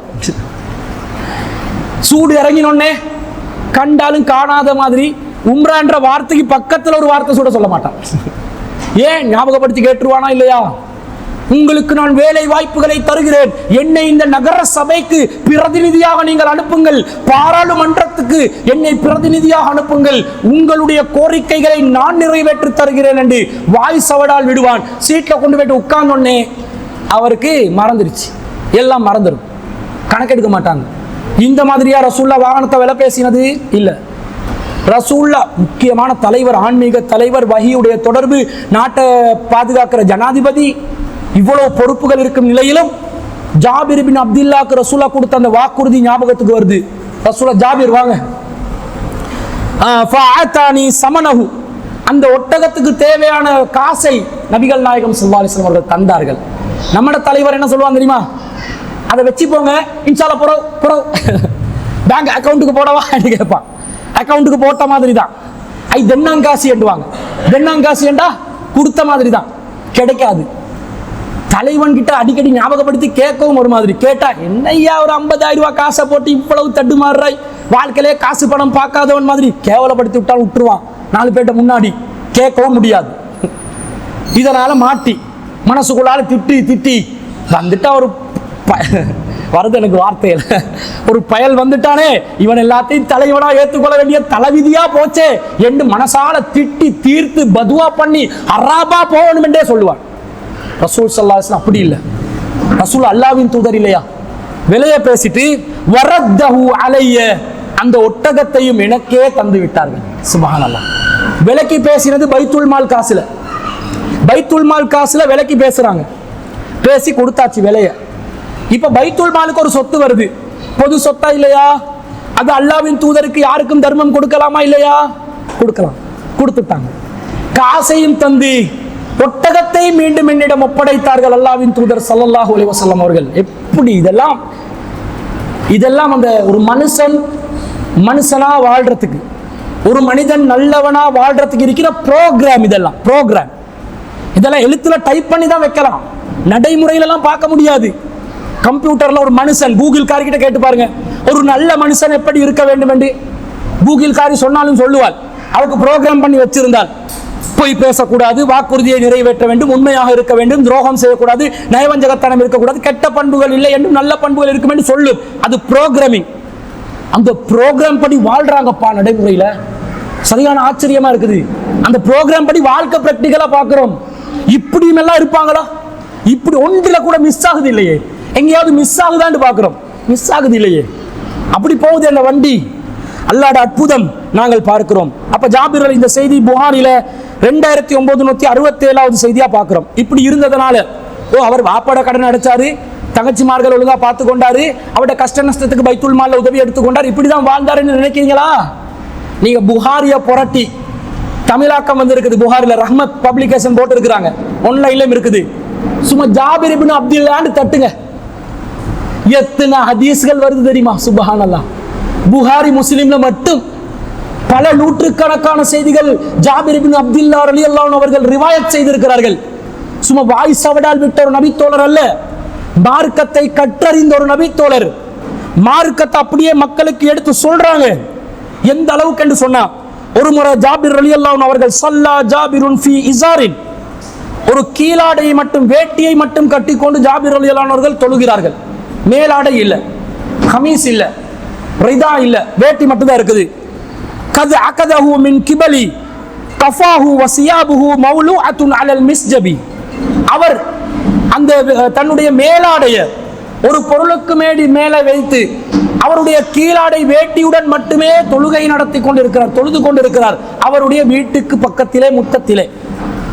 அந்த நேரத்தில் காலலஹு காயிலுன், ஒருவர் விமர்சனம் செய்கிறார், துஸல்லி ஃபீ இஸாரின் வாஹிதின், ஒரே ஒரு வேட்டியை மாத்திரம் அணிந்து கொண்டு நீங்கள் தொழுகை நடத்துகிறீர்களா என்று விமர்சனம் செய்கிறார்கள்.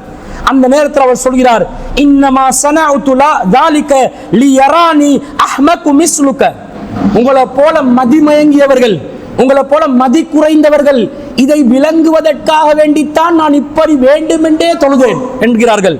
சொல்கிறார், வ ஐயுனா கான லஹு ஸௌபானி அலா அஹதின் நபி ஸல்லல்லாஹு அலைஹி வஸல்லம், எங்கள்ல யாருக்கப்பா 2 ஆடைகள் ரசூலுல்லாஹ்வுடைய காலத்திலே இருந்தது? எல்லாம் ஒரு ஆடை தான் இருந்துச்சு, ஒரு ஆடையை வச்சு தானே நாங்கள் தொழுதோம்.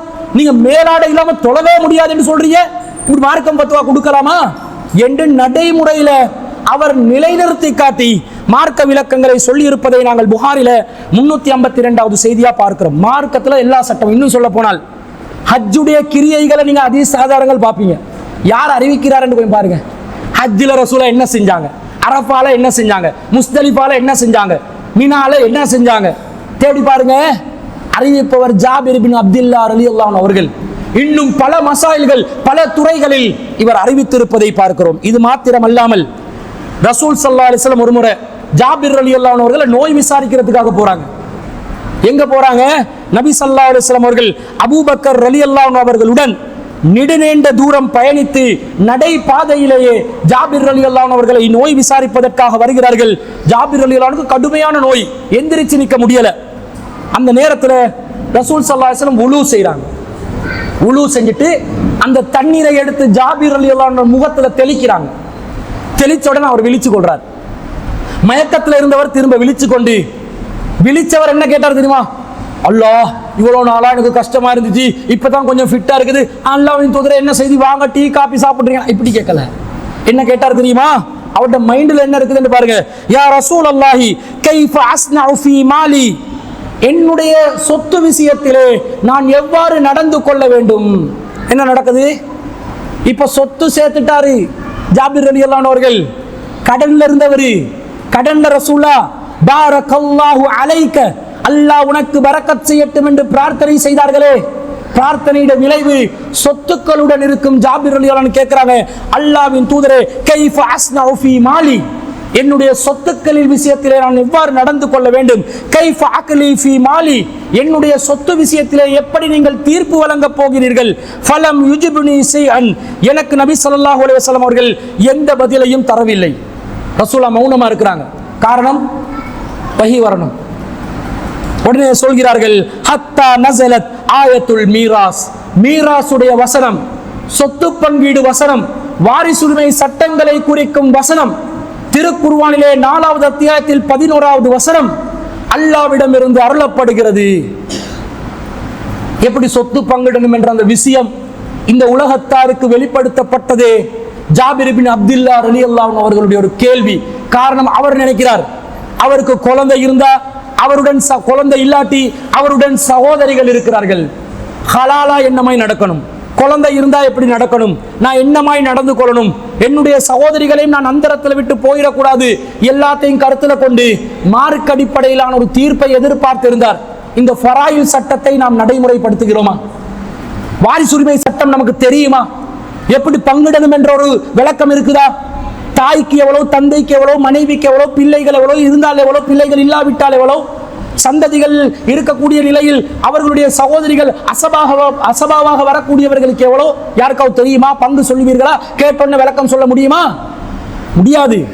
தெரியல, தேவையில்லை. எதுக்கு? போன் போட்டு கேட்டுக்கொள்வோம், போன் ஆன்சர் இல்லாட்டி திட்டி விடுவோம். இதான் வழி.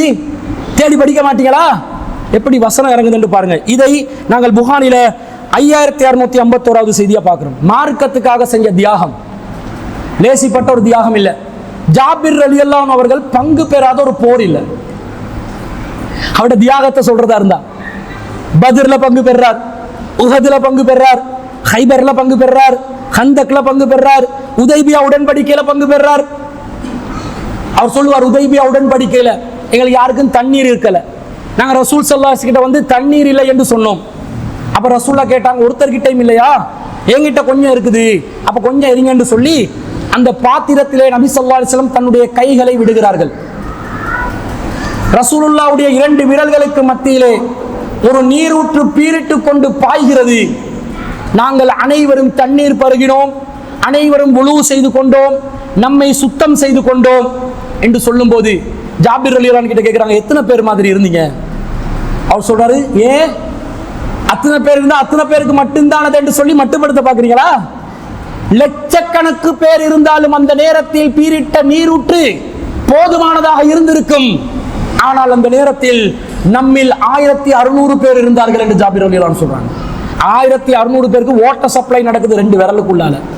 நான் சொன்னேன் இல்லையா, நிறைய அற்புதங்களை நேரடியாக அனுபவிச்சிருக்கிறார் என்று. அனுபவிக்கிறார். இது மாத்திரமல்ல, இவர் பல படைகளுக்கு அனுப்பப்படுகிறார். இவர் அனுப்பப்பட்ட ஒரு படைக்கு பேரு கருவேல இலை படை. அதுக்கு பேர் கருவேல இலை இருக்குது. கருவேல இலை தான் அந்த படையின் போது, அந்த யுத்தத்தின் போது அவர்களுக்கு உணவாக இருந்தது. கருவேல வாசமே சரியில்லை, இத சாப்பாடா சாப்பிட்டு இருக்கிறாங்க. எவ்வளவு தியாகிகள் என்று பாருங்க. நபி ஸல்லல்லாஹு அலைஹி வஸல்லம் பாஸன நபி ஸல்லல்லாஹு அலைஹி வஸல்லம் 300 ராகிபின். நபி ஸல்லல்லாஹு அலைஹி வஸல்லம் அவர்கள் 300 பேரை ஒரு அறப்போருக்கு அனுப்பி வைத்தார்கள். என்ன அறப்போர் என்று வரல, கடைசியில கருவேல இலை போர் என்று அது மாதிரிச்சு, பேர் மாறிடுச்சு. அந்த நேரத்தில் வ அமீருனா அபு உபைதா இப்னு ஜர்ராஹ், அபு உபைதா பின் அல் ஜர்ராஹ், அபு உபைதா ரலியல்லாஹு அன்ஹு அவர்கள் நம்முடைய அமீராக இருந்தார்கள். நர்சுது ஐரன் லி குரைஸின், நபிகள் நாயகம் ஸல்லல்லாஹு அலைஹி வஸல்லம் அவர்கள் இப்படி அனுப்பின நேரத்தில் நாங்கள் குறைசில ஒரு வணிக குழுவை எதிர்பார்த்து காத்து கொண்டிருந்தோம். ஆனால் அவர்கள் வரவில்லை. அசாபனா ஜூஉன் ஸதீதுன், நமக்கு கடுமையான பசி ஏற்பட்டது. அத்தா அக்கல்னல் ஹபத, நாங்கள் கருவேல இலையை சாப்பிட்டோம். வேற வழி இல்லாம, சாப்பிட்றதுக்கு உணவு இல்லை, ஒரு மரக்கறி இல்லை, ஒரு பால் இல்லை, தண்ணீர் இல்லை, கருவேல இலையை சாப்பிட்டோம். ஃபசும்மிய ஜைசல் ஹபத, இதன் காரணமாக கருவேல இலை படை என்றே எங்களோட படைக்கு பேரும் வச்சுட்டாங்க எல்லாரும் செய்து. இப்படி தியாகி. நம்ம ஆக்களுக்கு ஒரு பயணம் போகும்போது கொஞ்சம் சாப்பாடு வசதி, ஒரு மாநாடு நடத்துறோம், கொஞ்சம் டாய்லெட் வசதி அப்படி இப்படி ஆயிடுச்சுங்களே, என்ன மாநாடு நடத்துறாங்க, என்ன டாய்லெட் நடத்துறாங்க, உனக்கு கக்கா போறதுக்காக நாங்க மாநாடு நடத்தணும், நீ அதுக்கு வேற ஏற்பாடு செஞ்சு கொள்ளணுமா இல்லையா?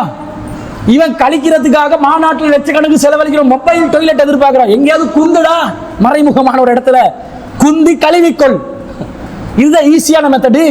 இதை யோசிப்பான். கியாமுல் லைல ஏற்பாடு செஞ்சா அது சரியில்லை, டைல்ஸ் பலுதண்டுவான், பலுவி புழு.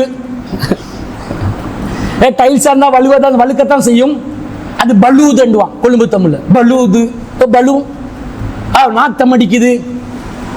சரி, நாங்க வந்து எங்க இடம் தானே, பொது தொழுற இடத்தானே சுத்தப்படுத்துவோம், ஒரு சிரமதானம் பண்ணுவோம், ஒரு ஒட்டறையை உடைப்போம், ஒரு பள்ளியை கூட்டுவோம். இதுக்கு தியாகம் செய்வதுக்கு ஒத்தரம் இல்லை. இந்த ராஜா மக்களுக்கு எல்லாத்தையும் கூட்டி பெருக்கி துவச்சி மப்பண்ணி அப்படி பல பல ஜகஜோதியா வச்சா வந்து ஹாயா தொண்டு ஹாயா போவாங்க. 4 வார்த்தை கொஞ்சம் ஹீட்டா இருக்குது அப்படி எண்டுவான். ஏசி போட்டா நல்லா இருக்குமா இல்லையா? போடுவோம், காசு தாங்க போடுவோம். சில பேர் கேட்குறாங்க, நாங்கள் ஏசி பள்ளிக்கு போகிறோம். ஏசி இவன் தியாக மனசை பார்த்தீங்களா? கொஞ்சம் குளிரா இல்லாட்டி தொலைவும் வர்றான். இல்லை ஏசி போட்டால் ஓடுறான். ஏசி போடுறது உங்களுக்கு வசதி செஞ்சு தரதுல எங்களுக்கு எந்த ஒரு மனசுல எந்த ஒரு குறையும் இல்லை, கருமித்தனமும் இல்லை. செஞ்சு தரலாம். இப்ராஹிம் காக்கா வேணும். இப்ராஹிம் காக்கா இருந்தால் எல்லாம் பெட்ரோல் எல்லா வண்டி ஓடும். தர்மத்தை தாங்க செய்கிறோம். ஆனால் இது செஞ்சாதான் ஒரு வேணா நீங்கள் அல்லாஹ்காக வராதீங்க. தியாகம் இருக்கணும். கருவேல இலைய சாப்பிடுறாங்க. பிறகு அவர் சொல்கிறார், நாங்க வால்கல் பஹ்ரு ஒரு கடல் பகுதிக்கு வந்தோம். அந்த இடத்துல நாங்க ஒரு ஹூத் ஒரு திமிங்கிலத்தை கண்டோம். ஒரு பெரிய மீன் கிடைக்குது, திமிங்கிலம். அல்ல அன்பரு, அதோட பேர் அன்பர். அன்பர் என்று பேர் வச்சா திமிங்கிலத்துக்கு அவங்க வச்ச பேர் கேள்விப்பட்டிருக்கிறான். அன்பர், அன்பர்கள் இல்ல, அல்ல அன்பர் என்பது திமிங்கிலத்துக்கு அதுக்கு பேரே வைக்கிறாங்க. இப்படி வச்சோன்னே ஃபஅகல்னா நிஸ்ஃப ஸஹரின், அது தானா செத்த ஒரு திமிங்கலம். திமிங்கலத்தை இவங்க பிடிக்கலுமா? பிடிக்கலாம். அதை எடுத்து நாங்க எத்தனை நாளைக்கு சாப்பிட்டோம் தெரியுமா? 15 நாட்கள் அந்த திமிங்கலத்தை சாப்பிட்டோம். கடல்ல கரையொதுங்கின மீன். அதை பாதுகாக்கிறதுக்கு எந்த நவீன தொழில்நுட்பமும் இல்லாம 15 நாட்கள் வச்சு வெட்டி சமைக்காம சாப்பிடக்கூடிய ஒரு நிலை. சுட்டு தான் சாப்பிடலாம் அதிகபட்சமா, நெருப்பை ஏற்படுத்தி. எவ்வளோ ஒரு மட்டமான ஒரு உணவை சாப்பிட்டு இருக்கிறாங்க. சாப்பிடுவோமா? சாப்பாடு ஏற்பாடு செஞ்சு அதில் கொஞ்சம் பருப்பு கொஞ்சம் அவிஞ்ச மாதிரி ஒரு நாடுற மாதிரி ஒரு வாசம் வந்தா என்ன பருப்பு விறு விறு என்று தண்டுவான் நாக்கு. நம்ம விறு திண்டு உண்டு கழித்த ஒரு சமூகத்திலே இது சாதாரண விஷயம்தான், சகஜமான விஷயம்தான். தியாகம் வரணும் இங்கே. இதிலிருந்து வந்தால் அறுசுவை இந்த நாக்கு கேட்காது, கண் குளிர்ச்சியை இந்த கண்கள் கேட்காது, இனிமையை இந்த காதுகள் விரும்பாது. கரடு முரடான பாதையாக இருந்தாலும் நம்முடைய பயணம் தெளிவாக இருக்கும். அது தியாகத்தின் வெளிப்பாடு, இறையச்சத்தின் வெளிப்பாடு. இந்த நபித்தோழர்கள் செஞ்சு காட்டாங்க, வெட்டி சாப்பிட்டாங்க. அதை நாங்கள் பல வாட்டி எந்த அளவுக்கு திமிங்கிலத்தில் விழா எலும்பு 2 வெட்டி எங்களோட வாகனங்கள் நடுவில் நாங்கள் ஓட்டி வந்தோம் என்றாங்க. நேரம் பொழுதுபோக்குக்கு ஏன்னா அவ்வளவு பெருசு அது. அதை வச்சு தான் சாப்பிட்டோம் என்றாங்க. அல்லாஹ் ஏதோ விதத்தில் அவனோட பசி என்ன செய்யறான், தணிக்கிறான். ஜாபிர் இப்னு அப்துல்லா ரலியல்லாஹு அன்ஹு அவர்கள் இந்த மாதிரி போர்க்களங்களையும் பங்கு பெற்றிருப்பதை நாங்கள் பார்க்கிறோம். இந்த புகாரில 4360வது செய்தி. இப்படி இருக்க நபி ஸல்லல்லாஹு அலைஹி வஸல்லம் ஒரு முறை ஜாபிர் ரலியல்லாஹு அன்ஹு கிட்ட கேட்கிறாங்க, அலித்தஹத்தும் அன்மாத்தன், ஜாபிரே உங்களிடத்தில், அவர் கல்யாணம் முடிச்சோன்னே, மென்பட்டு விரிப்புகள் உங்களிடம் இருக்கிறதா? அதொன்றை நீங்கள் தயாரித்துக் கொள்ளலாமே. பட்டுல ஒரு விரிப்பு, பெட் ஒன்றை செஞ்சு கொள்றது. கல்யாணம் முடிச்சவர் தானே, புதுசு தானே, நல்ல பட்டுல பெட்டு. இதில் ஒன்று விளங்குது, கல்யாணம் முடிச்சவன் நல்ல கட்டில வச்சுக்கோங்க, உடஞ்ச கட்டில்கள் வச்சுக்கொள்ளாதீங்க. ரசூலா கேட்குறாங்க, மென்பட்டு விரிப்புள்ள ஒரு விரிப்பு இல்லையான்னு கேட்குறாங்க. நீ உடஞ்ச கட்டில வச்சு அது நீ ஏறி நிற்கும் போது கட்டில் பிறண்டிச்சண்டு வைங்க, வாழ்க்கையே குண்டக்க மண்டக்க பிறண்டுரும். அதெல்லாம் ரகமா வசதி இருந்தா தேவைண்டா செய்யலாம் என்று மார்க்கம் சொல்லுதா இல்லையா? ரசூலா கேட்குறாங்க. கேட்கும்போது அவர் கேட்கிறாரு, யார் ரசூலல்லா அண்ணாலனா அன்மாத்துன், எங்க கிட்ட எங்க எல்லாம் விதுரே பட்டு மெத்தெல்லாம் இருக்க போகுது, அதெல்லாம் நம்ம கிட்ட இல்ல. இந்த சிலுக்கு நல்லா சாஃப்டா இருக்கும் தானே, இதான் பட்டு. கட்டிலுக்கு சாஃப்ட் தேவைன்னு வைக்கிறாங்க. ரசூலா சொல்றாங்க. இன்னும் ஒரு உளவியல் இருக்குது, புரிஞ்சு கொள்றவங்க பிஸ்தா பார்த்துக்கோங்க. யார் ரசூலா அண்ணாலனா அன்மாத்துன், எங்களுக்கு எங்க பட்டு மெத்தெல்லாம். ரசூலா சொல்றாங்க, இன்னமா சதகூனு, பயப்படாதீங்க, இன்ஷா அல்லாஹ் விரைவில் உங்களுக்கு அது கிடைக்கும் என்றாங்க. எப்படி எப்படி எப்படி அறிவிப்பு, எப்படி விளக்கம், எப்படி அந்த தகவல், எப்படி போட்டு வாங்குறது இல்லையே. பயப்படாதீங்க, கிடைக்கும் கிடைக்கும், பயப்படாதீங்க. சொன்ன மாதிரி கிடைச்சிச்சு பாருங்க அவங்களுக்கு. அதானே அவர் கேட்டாரு, நான் இந்த சொத்தை வச்சு என்ன செய்யணும், எப்படி சொத்தை பிரிச்சு கொடுக்கணும் எல்லாம் கேட்டாரு. அப்ப தேவையான ஏற்பாடுகளை 9 சகோதரிகளுடன் ஒரு ஏழை இளைஞன் எப்படி வாழ்க்கையை கரை சேர்வது என்பதை சிந்தித்து அல்லாஹ்வை மறந்து இறை நிராகரிப்புக்கும் குஃப்ரியத்துக்கும் செல்லாமல் அல்லாஹ் மீது முழுமையான தவக்குலை வைத்து தனது பயணத்தை அமைத்துக் கொண்டதனால் பஞ்சன மெத்தைகளும் அவருக்கு கிடைக்க வாய்ப்பு இருக்கிறது என்று நபிகள் நாயகம் ஸல்லல்லாஹு அலைஹி வஸல்லம் அவர்கள் முன்னறிவிப்பு செய்திருப்பது ஒரு அற்புதமான முன்மாதிரி இல்லையா? இதெல்லாம் சிந்திங்க, நல்ல பாயிண்ட்ஸ்கள். மண்டல போட்டு கசைக்கு புழிஞ்சு சிந்தித்தால் வாழ்க்கையில ஆன்மீக ரீதியான ஒரு பெரிய ஒரு திருப்பு முனை ஏற்படலாம். சிந்தித்து பாருங்கள். இந்த செய்தி புகாரில 5161வது செய்தி. இறுதி நிகழ்வாக ஒரு அற்புத நிகழ்வு. எல்லாம் அற்புதம் தான் அவருடைய வாழ்க்கையில. லிஸ்டா வருது, தேட தேட வருது. நானே ஆச்சு என்னடா இப்படி வருது. இந்த சஹாபியை பத்தி இன்னைக்கு சாயங்காலம் தான் இந்த சஹாபியை பத்தி தேடுற பயானுக்கு குறிப்பெடுக்கணும். தேட தேட வந்து கொண்டே இருக்குது. ஒரு மணி நேரத்துக்குள்ள பயானே முடிச்சிடும். நம்ம மக்களுக்கு சூட தாங்கி கொண்டு இருக்கவும் முடியாது. போதுமான அளவு சொல்லிக் கொள்வோம் தான் சொன்னது. இது நிறைய வருது. என்ன வந்துச்சு? ஜாபிர் ரலியல்லாஹு அன்ஹு அவர்கள் அவர் சொல்கிறார்கள், அகல் போர் நேரத்திலே, ஹந்தக்குடைய நேரத்திலே நாங்கள் அனைவரும் கற்களை வயிற்றில் சுமந்தவர்களாக நாங்கள் உழைத்துக் கொண்டிருந்தோம். நபி ஸல்லல்லாஹு அலைஹி வஸல்லமும் உழைக்கிறாங்க. ஹந்தக் அகலிகளை தோன்றாங்க. ரசூலோட வயிற்றுல 2 கல்லு. ரசூலுல்லாஹ் இவங்க என்ன நினைச்சிடக்கூடாதுண்டா, எப்பயும் டயட்ல இருக்கிற ஆளுன்னு நினைக்க கூடாது. சாப்பிட நினைச்சா ஏப்பம் விட்டுற அளவுக்கு ஒரு ஆட்டேண்டாலும் சாப்பிட்டுருவாங்க. உணர்வு இருக்குது, தேவை இருக்குது, ஆனா கண்ட்ரோல். அந்த சூழ்நிலைக்கு ஏற்ற மாதிரி வாழுவாங்க, வறுமைக்கு ஏற்ற மாதிரி வாழ்வாங்க, விரலுக்கு ஏற்ற வீக்கம். ரசூலுல்லாஹ் இருக்கிறாங்க, பசி. எல்லாரும் ஒரு கல்ல வைக்க ரசூலுல்லாஹ் 2 கல்ல வச்சு கொள்றாங்க. எல்லாரும் ஒரு கல்லிட அளவுக்கு தான் உழைக்கிறாங்க. ரசூலுல்லாஹ் 2 கல்லிட அளவுக்கு உழைக்கிறாங்க. ஒரு அகலை தோண்டும் போது பெரிய ஒரு பாறை வருது. அதை சஹாபாக்கள் உடைக்கிறாங்க. பசி, 3 நாளா சாப்பிடல. யாரும் தண்ணியை குடிச்சு கிடைக்கிற ஈச்ச பழத்தை வச்சுக்கொண்டு ஓட்டுறாங்க. சொல்றாங்க, அல்லாஹும்ம லா கைஸ இல்ல கைஸல் ஆஹிரா, இறைவா மறுமை வாழ்க்கையை தவிர வேறு எந்த வாழ்க்கையும் கிடையாதுன்றாங்க. அதுதான் வாழ்க்கை. இதெல்லாம் ஒரு வாழ்க்கையா? எவ்வளவு பசி பட்னியோட எல்லாம் இருக்க வேண்டி வருது. மறுமை தானப்பா வாழ்க்கைன்றாங்க. ரசூலுல்லாஹ் துஆ கேட்டவர்களாக இந்த வேலையை செய்யறாங்க. ஒரு பாறையை உடைக்கணும், சஹாபாக்கள் ட்ரை பண்றாங்க. கஷ்டம், உடம்புல தெம்பும் இல்ல, உடைக்க முடியல. ரசூலுல்லாஹ் சொல்றாங்க, இருங்க நான் இறங்குறேன். தலைவர் இறங்குறாரு. நம்ம தலைவர் எல்லா இடத்துலையும் நான் சொன்னேனே தேவையான இடத்துக்கு வந்துருவாங்கண்டு இறங்கி ரசூலுல்லாஹ் ஒரு அடி கொடுக்குறாங்க. அந்த பாறை சுக்குநூறானதுன்றாங்க. அவ்வளவு ஃபிட், உடம்பு அவ்வளவு தெம்பா வச்சிருக்கிறாங்க. நாங்க அல்லாஹ்வின் தூதரோன்னு எப்படி நினைக்கிறோம்டா, சுப்ஹானல்லாஹ் சுப்ஹானல்லாஹ் சுப்ஹானல்லாஹ் இப்படி இருந்தேன்னு நினைச்சு கொண்டிருக்கிறோம். அப்படி தெம்பு, போர்க்களத்துல முன்னேறி செல்லும் ஒரு ஆண் சிங்கம் அல்லாஹ்வின் தூதர் ஸல்லல்லாஹு அலைஹி வஸல்லம் அவர்கள்.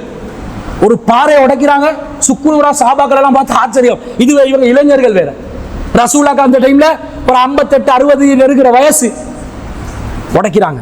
பிறகு ரசூலுல்லாஹ்வுடைய வயிற்றுல கல்ல பார்த்த உடனே இவருடைய மனசு கேட்கல.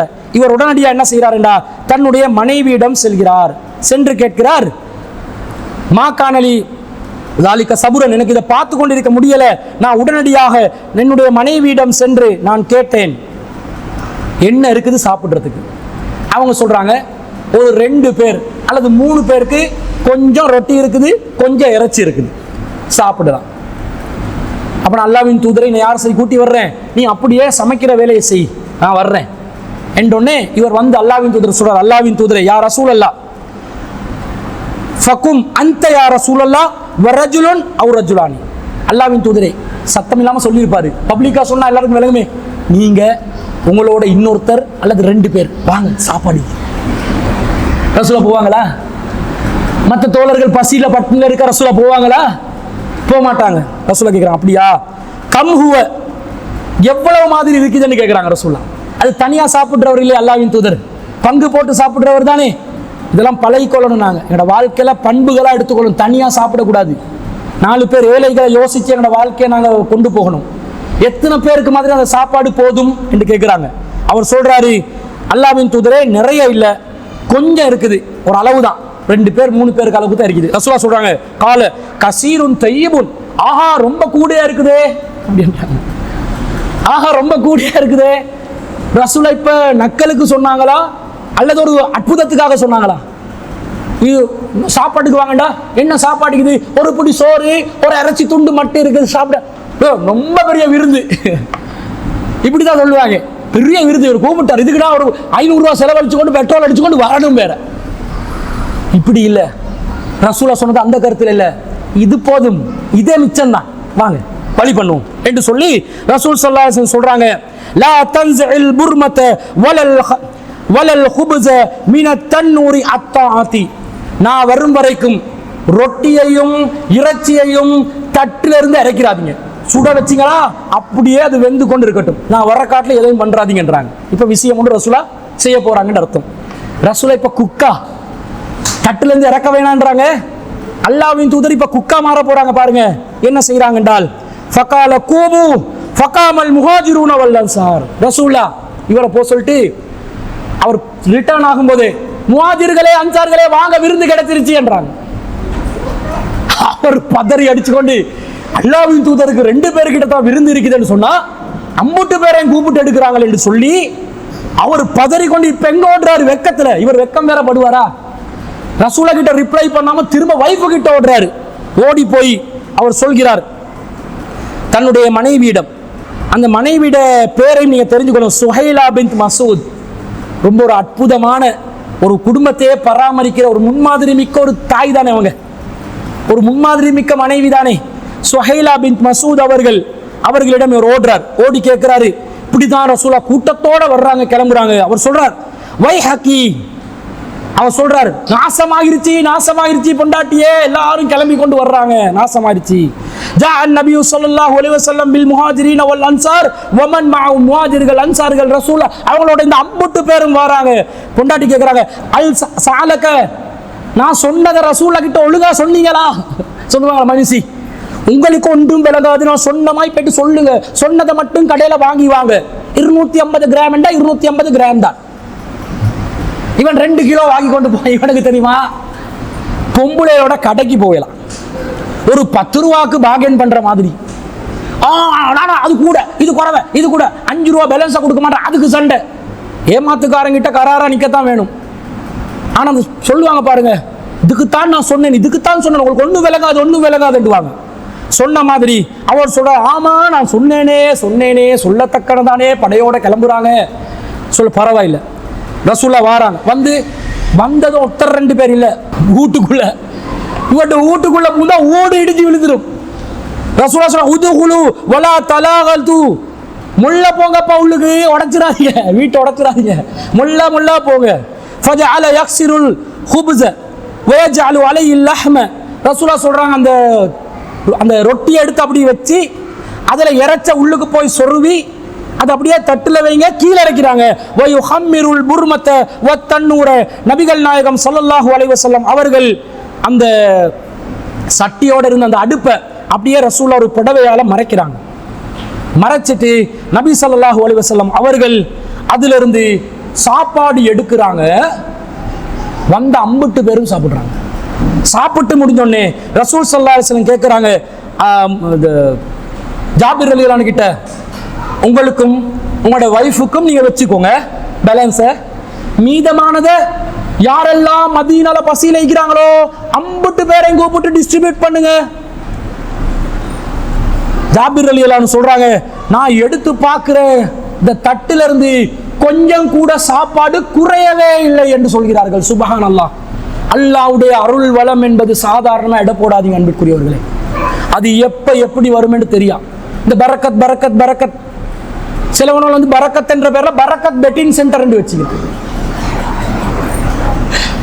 இவங்களுக்கு எல்லாம் என்ன செல்லலாம், பரக்கத் பெட்டிங் சென்டரா, இன்னொருத்தன் படிக்கிற ஹலால் பெட்டிங் சென்டர் என்று. அதனடா ஹலால் பெட்டிங் சென்டர் பார்த்தா அந்த பெட்டிங் சென்டர் நடத்துற பேர் ஹலால் நானா, ஹலால் காக்கா நடத்துற பெட்டிங் சென்டர். இவங்களெல்லாம் இந்த சமூகத்துல ரொம்ப மேல பெரிய லெவலு.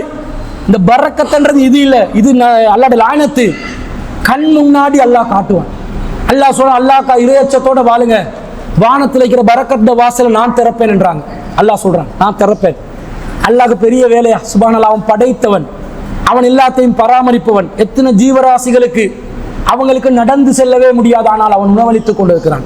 அந்த இறைவன் அந்த பரக்கத்தை நாடி அந்த நபி தோழர்களும் நபியும் வாழ்ந்தார்கள்.